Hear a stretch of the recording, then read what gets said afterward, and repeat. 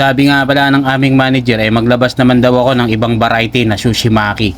Kaya naman neto't mag-e-experiment ako. Kursonada niya daw yung may ganitong flavor na chichirya. Kaya naman neto't babanatan ko na at baka banatan pa ng iba. Bali ang ipapalangman ko lang naman dito sa aking ginawang roll na maki ay tempura shrimp, crab at saka avocado. At lalagyan ko na lang dito ng mga toppings ng chichirya na mga yan nga kursonada ng aming manager. Siyempre, papatikim din namin sa kanya yan. At sa aming amo, siyempre sila ang pinaka-final taste. Siyempre, bago ko ilabas yan, kinakailangan ng approval ng aming dalawang bossing. Siyempre, ang pinaka-final talaga dyan, yung aming amo o yung may-ari ng aming restaurant.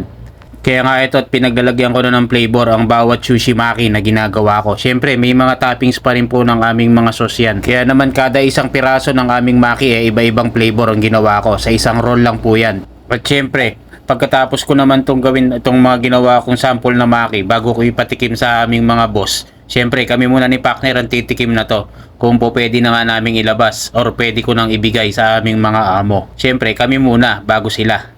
Nyaks! Kaya naman sabi ko kay partner, tikman mo na partner kung anong lasa at kung po pwede na ba natin ipatest sa ating mga boss. Kaya nga pagkakain ko binigay ko na rin kay partner yung dalawa at tikman na rin niya kung anong magiging comment niya sa mga ginawa ko. Yan din na ipapalaman ko, siyempre, crab tsaka shrimp. Siyempre, mag-iba lasa. Tsaka avocado, panalo yan. Sarap ba?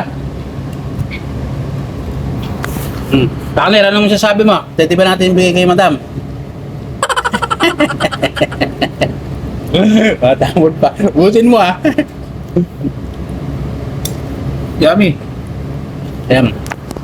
Papafood taste namin kay madam yan. Pupunta mamaya bagong sushi maki namin.